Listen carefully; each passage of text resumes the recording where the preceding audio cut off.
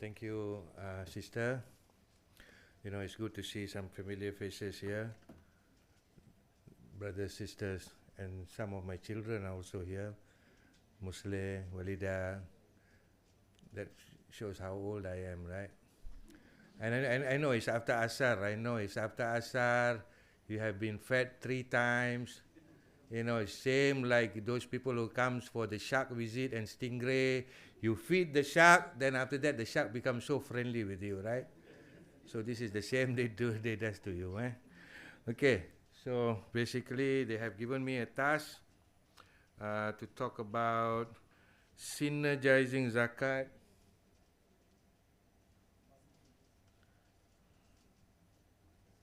Why is the slide not coming out? Okay. So they have given me the task of talking about synergizing zakat with Islamic social finance and unified approach. You have panel before me talking about rocket science, talking about blockchain, talking about Ethereum. It's like they're talking about sports car, and suddenly I'm going to bring you back to the world to talk about bicycle. Okay? So I'm going to talk about something very, very basic, applied. I'm an economist. I have to make a disclaimer. I'm not a Sharia scholar. I'm an economist, true blue economist. And I've been involved in this applied type of project. Alhamdulillah. Allah subhanahu wa ta'ala have given me the opportunity to work with banks, to work with zakat authorities, many of them. It's an opportunity to be chosen to serve in that way. So I can share with you my experience, and trust me, if you have a real good intention of really developing Maldives Zakat House, I look at you as a raw diamond in the mud. You have a lot of potential and you have a lot of benchmarking.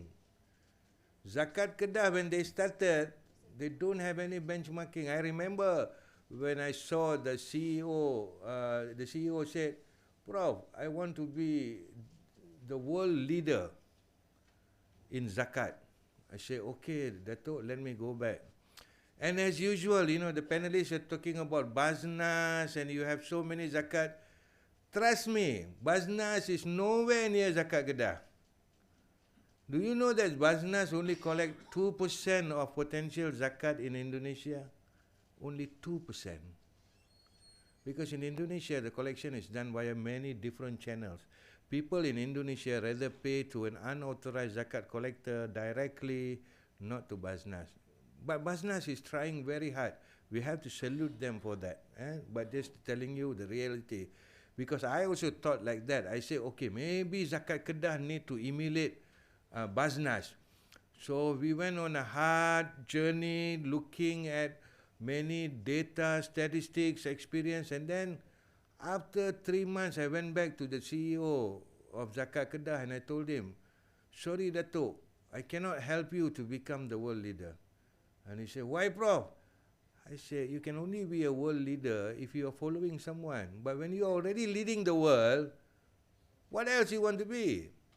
Oh, then he realized that. And then we came up with the social impact report, which we presented in the World Zakat and Wakaf Forum. Alhamdulillah, it was accepted. Don't worry, I know you might be wondering, after Asar, still the first slide, this guy is not moving, how long it is going to take. Don't worry, I'm going to make it short, sweet, simple, sexy, but definitely Sharia compliant. Okay? My whole idea today, I've been invited here, is to share my experience to trigger what can be done.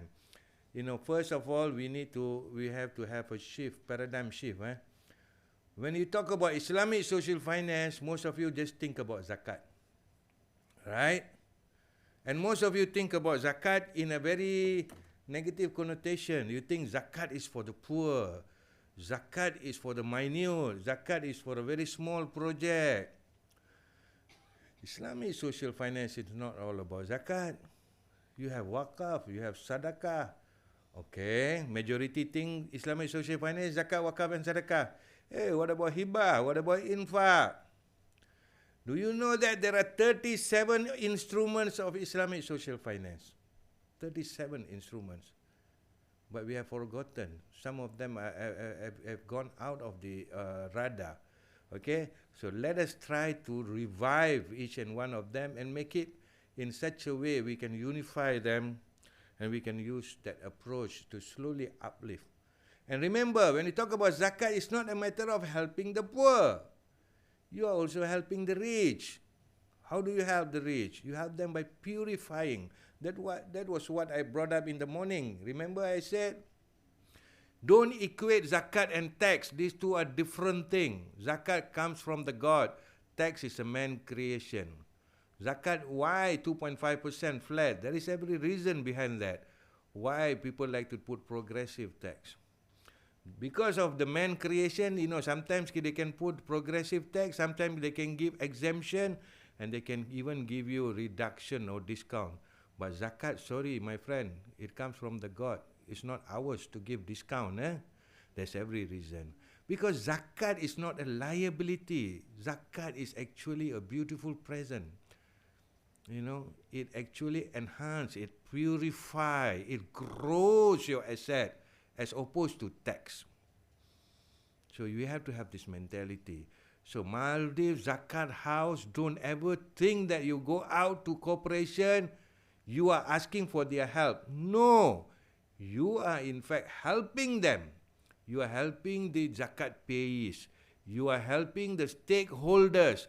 You are helping everybody to have a better life. You are saving them from a hellfire. Right? You are leading them to the heaven. This is the serious thing. This is the right thing. Like I said, I'm not a Sharia scholar, but this is what I feel. Okay? Okay. So let us move from the first slide. Finally. Okay? So when we talk about Islamic social finance, anything that have to do with Islamic finance that has a social connotation, that is Islamic social finance. It's not only zakat. It's not only zakat and wakaf and sadaqah. It's much more beyond that. The one widely used, the one always thought to be the core instrument, waqf, some people call it wakaf, depends on which part of the world you come from. Okay? We have takaful. Yes, takaful is an Islamic social finance instrument. It gives a social protection net. Islamic microfinance. Qard al-Hasan is different. Microfinance is different. Sukuk, yes, Brother Muslim, you have a long journey in front of you to help our brothers in Maldives Zakat House. Then we have Qard al-Hasan. Then we have Sadaqah. Just for your kind information, like what Dr. Faisal have said, he comes from a state where, that's called the rice field of Malaysia. So they also follow the rice field symptom. What's the rice field symptom? The bigger you are, the heavier you are, the more you bow down. They're so humble people. They have done so many good things, but they never boast the things that they have done. Currently, Zakat Kedah have a project which called Sadaqah, which they are targeting 1 million contributors, donating 1 ringgit per day, coming to 1 million ringgit per day, 30 million ringgit a month. Then you'll be wondering, what is a Zakat authority collecting Sadaqah for? Because you know why? This is the question that was asked earlier. Sadaqah, you have the recipients.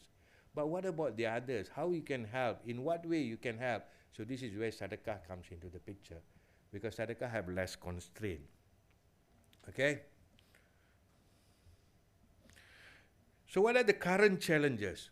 The current challenges are everywhere, not only in Maldives, not only in Malaysia, in Indonesia, in every Islamic country, we have a fragmented collection system. Okay? We all work in silo.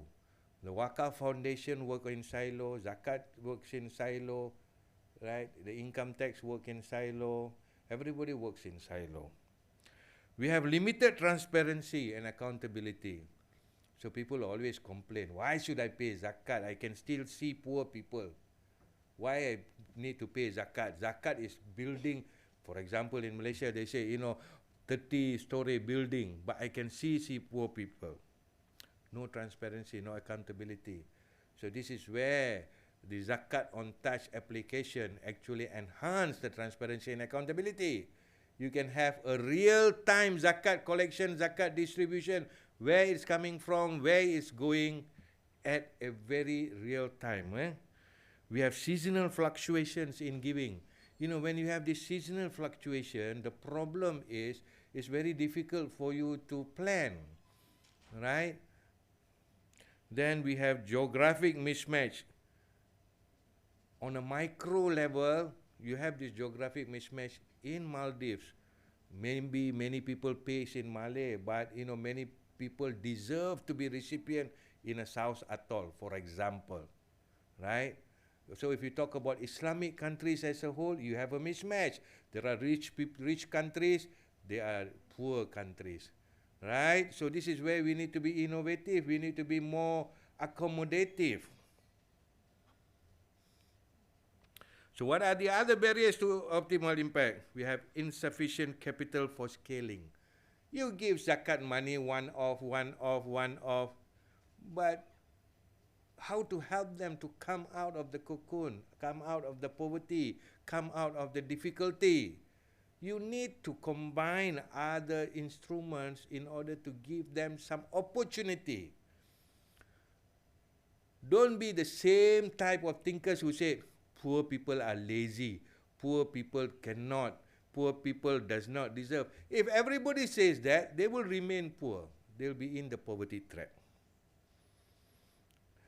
Limited integration between instruments, like I said, very, very limited. Only now things are moving slowly. Lack of standardized impact measurement. So this is where, when we came out with the project social impact report, why? We want to measure in the terms of people understanding. We tie it down to the Maqasid principle, we tie it down with the sustainable development goal. How much employment was created? How much percentage of the income inequality was reduced?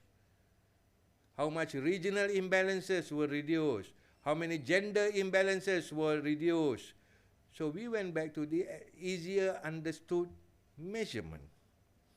And then the regulatory inconsistencies across jurisdiction. Even in Malaysia, we face this problem. There's one state in the north which believes that zakat can be given even to non-Muslim as long as the person is poor. The state in the north which believe that we can give across border, even they give some zakat to Kenya, like what Prof. Muniza have said in the morning. And then you have another state which collects almost 2 billion, which says that, oh, the zakat money collected in my state can only go to the people in my state. So we have these regulatory inconsistencies. Okay? So why integration matters? Zakat can be the stopgap. Okay? Zakat, everybody knows you can more or less plan once you have things moving. You have a guaranteed annual flow. You can more or less and say, okay, next year we can plan. For example, this year Zakat Kedah knows already how much they're going to collect this year. So they start planning next year, how much should we plan to distribute, which channel, and so on. But then the ISF instruments, the other ISF instruments, Waqaf, Sadaqah, Hibah, Infaq, this one will provide sustainability, scalability, innovation, and risk management. Okay? So now you are giving a comprehensive help, assistance to the people. So once you put all this together, then you have a better resource mobilization, you have a better service delivery, improvised service delivery, greater financial inclusion, sustainable development impact, and risk diversification. So this is the first level of blending Islamic social finance instrument. The second level of blending is you blend Islamic social finance with Islamic banking. Okay, so in Malaysia we have what we call value-based intermediation. It's a framework for all the Islamic bank, whereby the bank should go beyond profit. They should provide value. Banks are profit entity, no question about that. Don't blame them. They are just another entity to make the profit because they have the shareholders behind them. But what we are saying is you have to make a profit in a more reasonable way, in a more responsible way. Do good while being good. Okay? So this is where we come up with blended financing. For example, real case study, I have worked with a bank in Malaysia, one of the biggest bank. Okay? For marketing, I cannot say the name of the bank, but I just say yellow bank. Okay? So I worked with a certain yellow bank. We have this problem, when you give a microfinance for entrepreneurship to the poor people, most of the time it fails. You know why? Because they have the consumption needs. So you give them 10,000 ringgit, they will consume 5,000 to pay off debt, to pay off this, pay off that. They don't have enough money for entrepreneurship. They fail. So we say them, why don't you come up with a blended? You give them 10,000 ringgit financing, but you top it up with another 2,000 ringgit direct cash transfer. After all, these are eligible asnaf, the poorest of the poor. This 2,000 is for consumption. You don't disturb it with the others. The one I give you 10,000, this is, and then you give them literacy and everything, and then you monitor.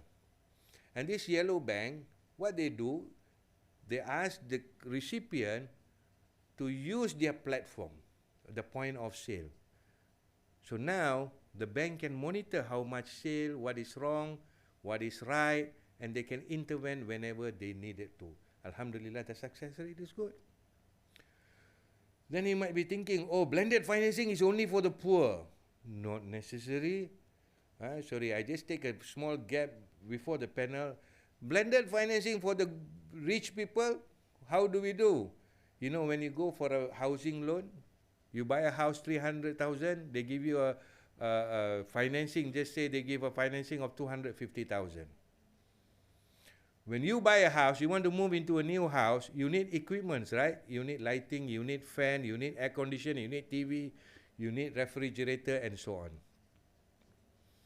So I told the bank, I designed for them, why don't you give them 30,000 ringgit on Qardul Hasan basis? The first presentation I presented to the shareholders, they were jumping up and down. You're asking me to do charity? I say, hold on, it's not charity. You still get your profit. How? The same way how buy now, pay later operates. You know how buy now, pay later operates? They give you iPhone 16 at the same price as a market price, but you pay in installment. Do you think they're doing charity? No. The supplier is giving them a discounted rate. So they make the profit from that. So same like here, for example, there's a new housing, 100 house units in Ulu Malay. You want to give financing, and each houses you give 20,000, 30,000 ringgit on equipment. Condition, you have to buy energy efficiency equipment.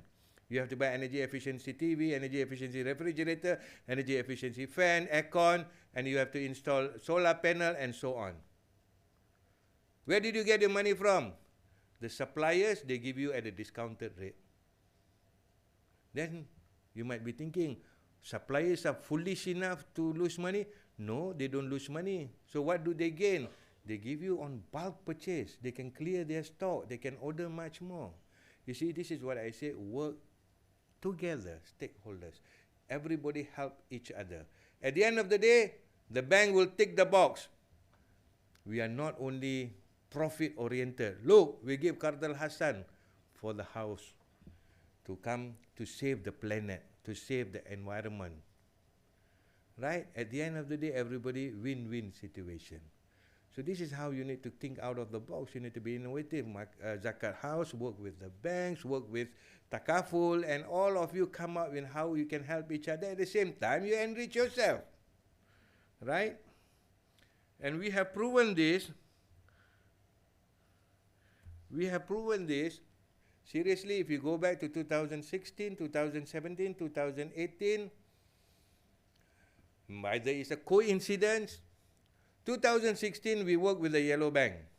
The Yellow Bank won the best Islamic bank for the year. 2018, the Red Bank approached us. They say, hey, last year you worked with the Yellow Bank, come and help us. We worked with the Red Bank. The Red Bank won the best Islamic bank for that year. Firas, you can confirm. Firas is here, you can confirm. The red and yellow, they've been interchanging. And then the following year, the Yellow Bank came back to us. Hey, how can you work with our competitor? I said, for me, nobody is a competitor. Who wants to engage us? Come, more than happy. We worked back with the Yellow Bank. Yellow Bank won again, then Red Bank won again. So I'm still waiting for other colors. I only have 2 colors. I'm not sure, BML or Bank of Maldives, whatever color that you're using, more than happy.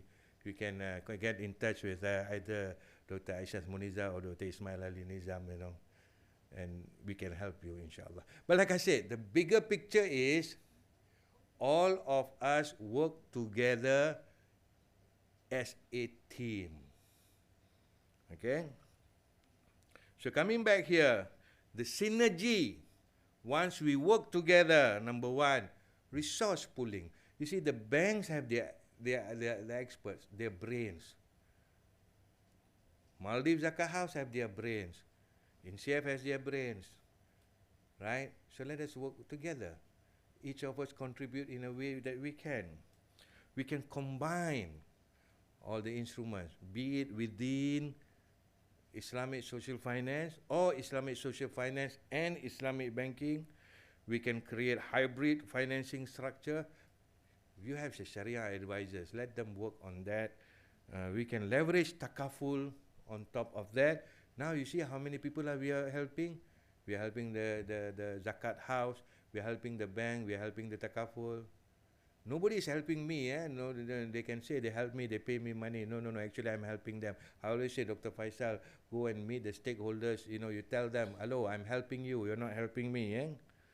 And we can integrate. We can unify and do a coordinated. So, what does it result? Impact amplification. Now you have so many different expertise working together. So zakat can be the seed funding, and the graduate, once they graduate from this program, they can go to microfinancing, and they can go to the proper financing, and maybe they can go to VC and so on. And it can create a sustainable and livelihood program. I'm not talking this on theoretical. I will show you the exact applied project they have to work on with the banks. We can innovate, and this innovation can be quite sustainable and ensure that all these are new Sharia compliant instruments. And we can build a perpetual funding mechanism, something that continues on its own. Okay? And the most important part is the measurement. We have to measure and we have to report. And this measure and reporting, it has to be done in an interesting way, infographic, not sending them a 30-page, 40-page written notes. No, graphic, easy to understand. You see and you will understand. Okay? So let us do some strategy here. How do we integrate? So if you want to integrate zakat and wakaf, you can use the portion of zakat to establish productive wakaf asset. Now the portion of zakat which can only help one, now it can help continuously, whereby the wakaf returns fund the ongoing social program. Okay?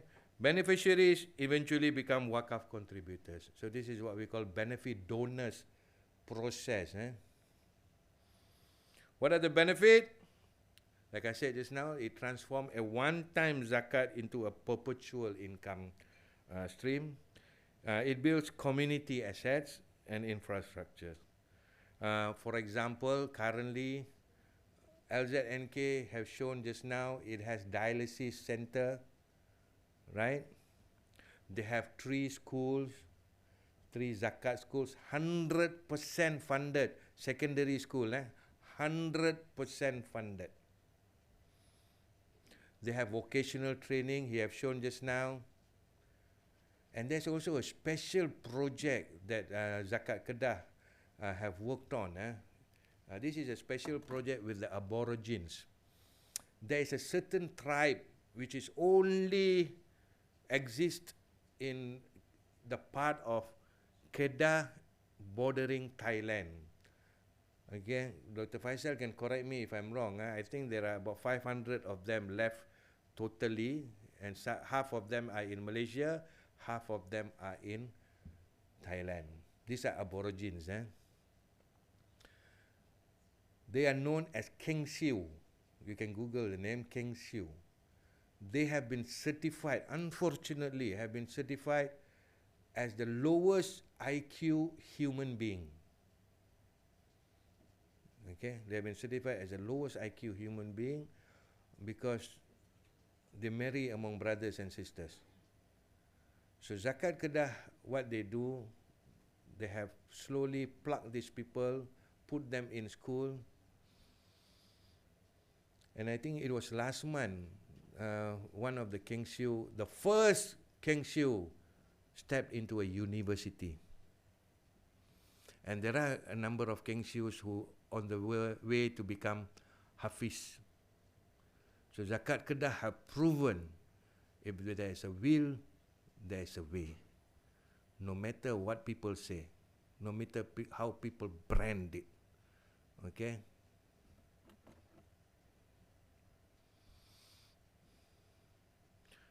So there are many success stories that you can learn too.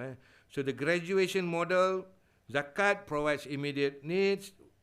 Then you can move to phase 2, the rehabilitation. This is where you do some training, capacity building. Phase 3, empowerment. This is where the Islamic microfinance come into picture. And of course, phase 4, sustainability. We can graduate for a full financial inclusion.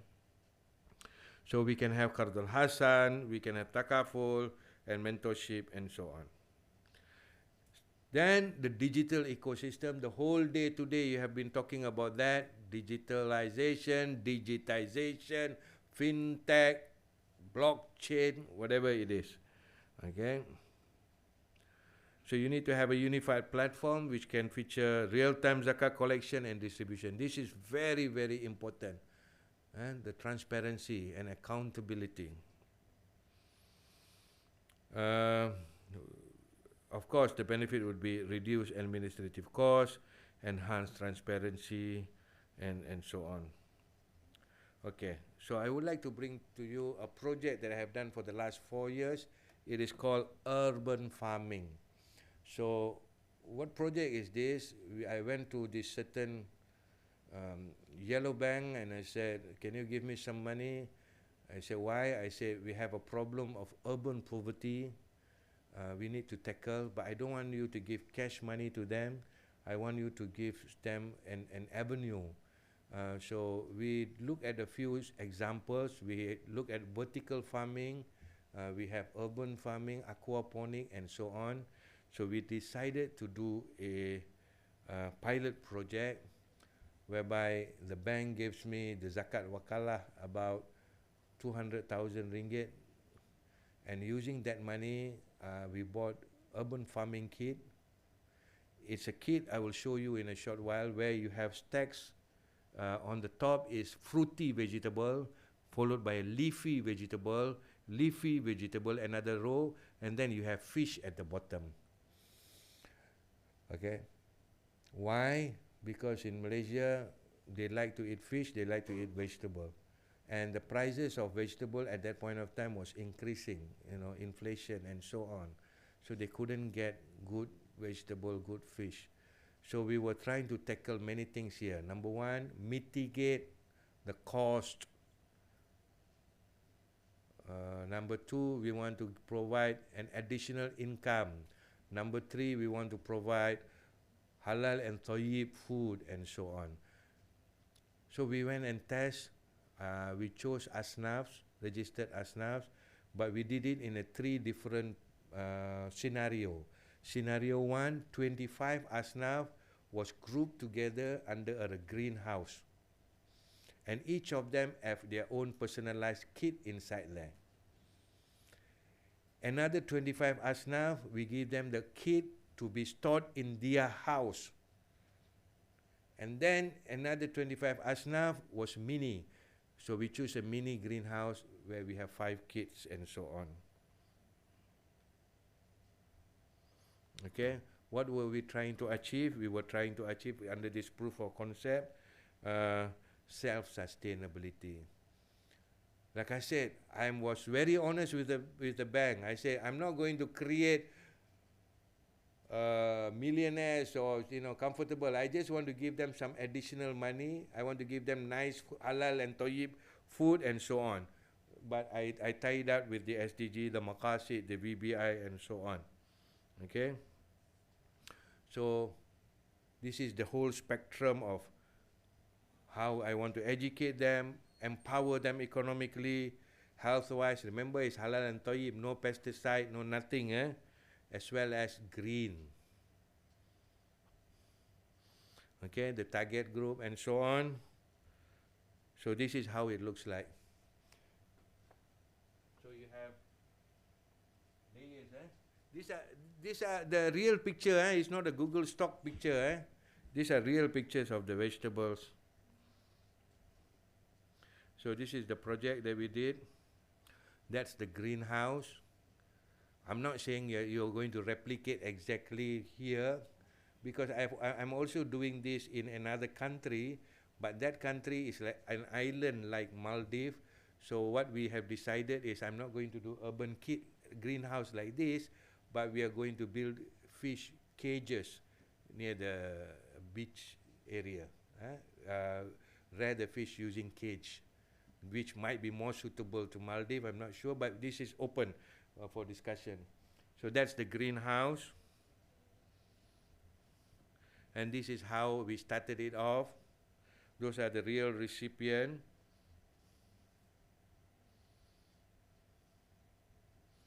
These are the real produce. You see, once you use no fertilizer, no pesticide, it is a aquaponic.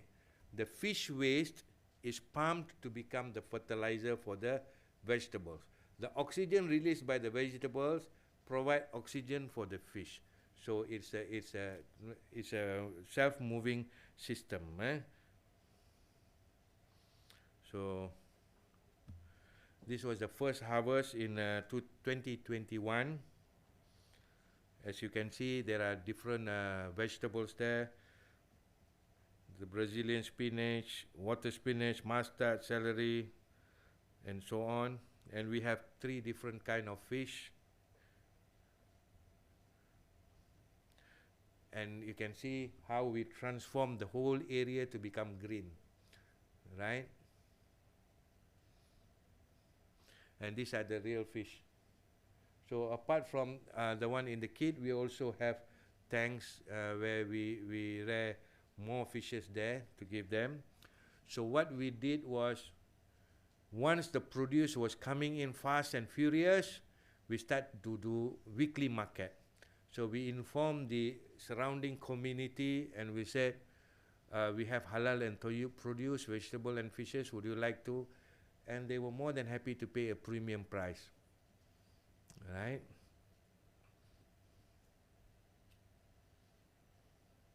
So those are the real output. Okay. I'm more interested to share the, okay. So what was the return? I measured 2 types of return. Tangible return, intangible return. The tangible return was, they were having 40 ringgit to 70 ringgit per month from leafy vegetable. They were having return of 30 ringgit to 50 ringgit per month from fruity vegetable. Fruity vegetable like tomato, cherry, ladyfinger, and so on. They were having average of 50 ringgit to 80 ringgit per month from the fishes. So you might be asking, is that all? I said, look, this is on top of their personal consumption. They consume, this is what they are selling to get some extra money. But I was more interested in this. It empowered the community. The community, which was fragmented before that, becomes very close. And this place become the point of where everybody meets, mingles, asks about things, and so on. The society strengthening. And of course, the cost of living mitigation and green environment. Then you might ask me, what does the bank get from this, from giving the money? The bank proudly put this under the sustainable report. They said, number one, they have turned an abandoned area into a green area, and this is equivalent. We give them measurement. How much carbon dioxide they have managed to reduce from that area. It's not rocket science, very easily manageable. How many families, how many income, and so on. And the good thing is, some of them graduated to become real entrepreneurs, and the bank provided microfinance for them. And this project has now been replicated into 9 places all over Malaysia. Okay? So if you look at the socio-economic impact, this is a very small, simple project, right? But the socio-economic impact that it creates. What I'm trying to say here is we can start off very small. What is local? What do you want to be helped on? Okay? If you think there is an atoll that you need this, okay, go ahead.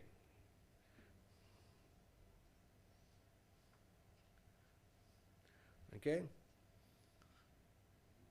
And I'm not asking them to quit their day job. They can do their day job. This is basically almost minimal. It needs very minimal intervention. You only feed the fish in the morning and you feed the fish in the evening. Even that can be automated. But I don't want to automate it because I want them to come to the place. Right? We have that machine which can automate, basically automatically feed, but that will defeat the purpose. Okay? So the whole idea of my trying to trigger the mind here is, let us think more comprehensively. Don't work in silo. I'm in capital market, I'm in zakat, I'm in wakaf. That's your job. This is my target. That's your KPI. No. Let us work together. And remember the banks, the stakeholder engagement between the Maldives Zakat House and this bank, the stakeholder engagement is very important.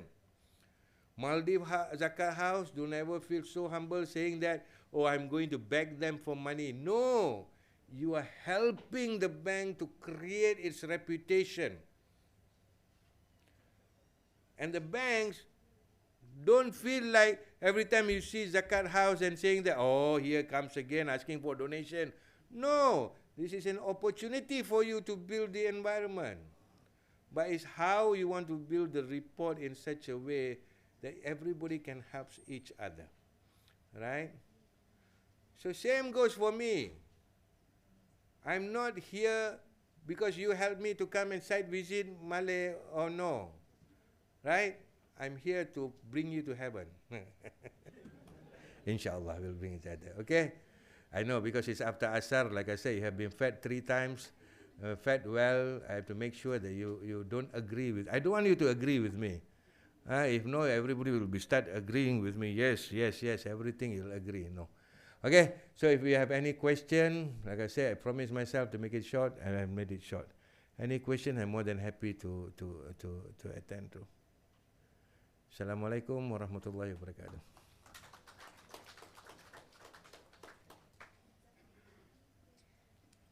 Thank you, Professor Dr. Baharom.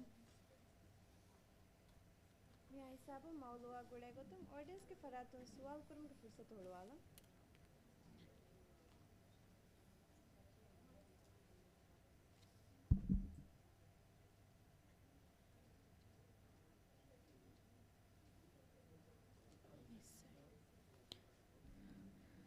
The floor is open for questions.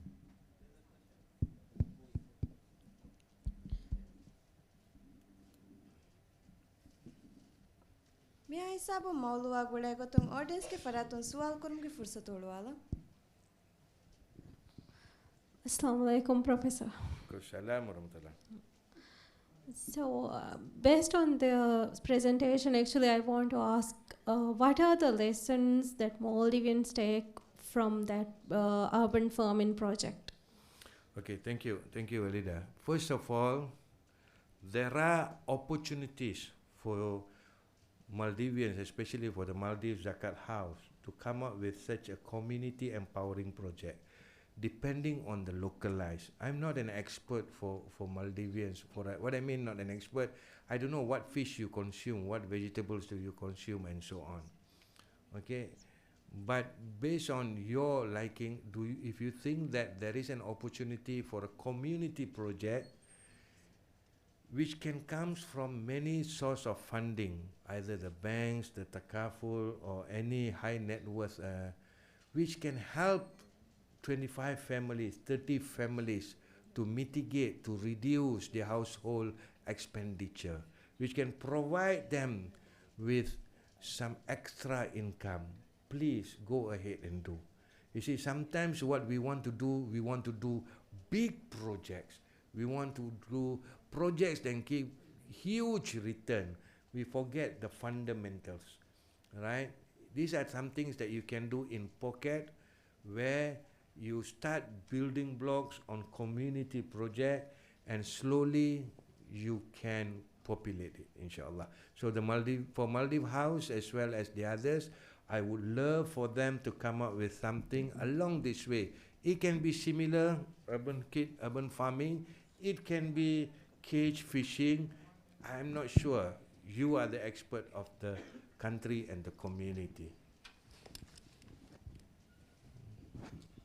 Assalamualaikum, Prof. Waalaikumsalam warahmatullah. Prof, in Malaysia, we have all these national level planes like the SPV, the Shared Prosperity Vision, then now the 13th Economic Master Plan. But in Maldives, we don't have these kind of long-term visions which actually unify these various stakeholders. I think one of the things that I notice in Malaysia is because of these long-term visions, it actually has a unification kind of, there is a direction for everybody. So in the absence of this kind of vision, long-term master plans, what would you advise the stakeholders? So here we have actually a number of different stakeholders from the finance sector here in this audience. What would you advise how they can actually unify, create synergy in this whole thing? Thank you, Dr. Nizam. You see, sometimes it's top to bottom approach. Sometimes it's bottom to the top approach. So what I would like to suggest is, if you can work together, Zakat House, maybe CMDA, maybe some banks, and maybe Takaful, come up with a plan, 5-year plan. Like in Malaysia, we have 3 different plans. We have short term, which is the budget, which have a mid-term, which is the Malaysian plan, 5 years. Then we have long-term, which is the 10 years, like the National Economic Policy.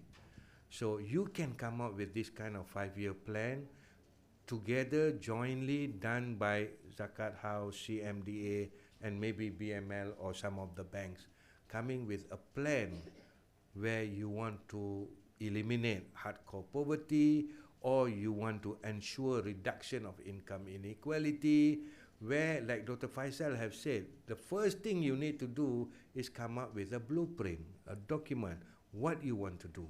Okay, for example, you want to create this kind of activities. Who is going to take the lead? What is the timeline? What is the targeted measure, and so on. So rather than sometimes you wait from it coming from the government, you can start and you can launch it, and you can say Maldives special plan 2025-2030, where you want to, I'm not sure, you want to put on the food security, you want to put on, it can be something very small. Maybe the policy makers will take note and say, oh, we feel being challenged, it's like we are not doing anything. I'm not sure. But for me, I believe in that. It can be top to bottom, or it can be bottom to the top. Yes. Waalaikumsalam warahmatullah. So, I mean, I've been seeing various small projects or medium-sized projects being implemented in Maldives for purposes of economic development. We have a lot of grants that come from overseas, from multilateral institutions, that are then implemented either through Ministry of Economic Development or through various UN agencies, sometimes IDB funded projects and so on. I suppose one thing that happens is that the program is designed, let's say the program might say, we are looking for 25 families who are interested to do XYZ. And even the person who is not even interested in that particular activity will apply because, well, you know, why not? Maybe there's some money I can get out of this, right? And once the project is done, let's say the project is for 5 years, and once the project is done, it basically dies down, right? So is that something you observe, or is there a way to really identify what the people are interested in and to select the right candidates who are suitable to participate in these projects? Thank you, Firas. First of all, yes, you are right. You know, in every project that I have done, there will be like 2 to 3% that will drop off. But before that, we do an aptitude test and we ask them, you know, how far you want to go with this. So I would go on that type of thing. You choose the participants. And you need to have a strong representation, either with the mosque committee, with the resident association, who would help you to monitor, measure, and give feedback. And you need to be on the ground. I know it's difficult, but sometimes when you start a project, when it's successful, then it'll take you to others. For example, Alhamdulillah, you know, the projects that we have worked with, Zakat Kedah, have landed us now. We are entrusted to do the whole framework for Uganda. The whole money has been sponsored by IDB. So if Maldives Zakat House is interested, all you need to do is submit to ISDB. For example, you want to do the apps like what that, then submit to them, but you can tell them that you want to partner with INZAC. IDB will open tender. That's normal. But you know, since we have experience, normally we will. So this is another thing. Like I said, one thing leads to another. So now, more or less, we have been recognized as someone who have worked closely with Zakat Kedah, and we have prepared the framework, and everybody wants to jump on it, inshallah. So I strongly suggest Maldives Zakat House to come up with the blueprint first.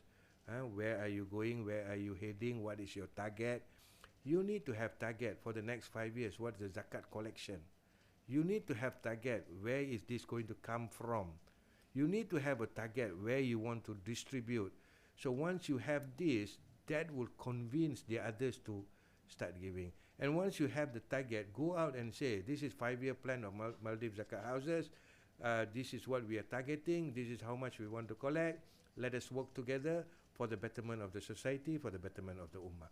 So you need to tell people. You cannot be, people ask, oh, I have great plans. What? No, I cannot tell you. I cannot like that. You have to tell people so that people will feel they want to be part of it. So coming up with blueprint is good. Maldives Zakat House 5-year blueprint, 2026, 2030. That will be good. And that needs to have measurable impact, measurable target. You need to have that. That's the most important part. Thank you. Yes.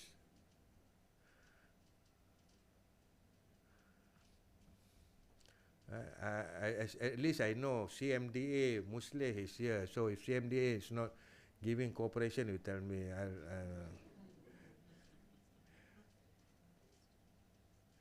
It's okay, Walida, I can hear you. Okay. Okay, my question is, since you have worked in different projects, I just want to know, what were the mentality of the receivers, the beneficiaries? How were they reacting?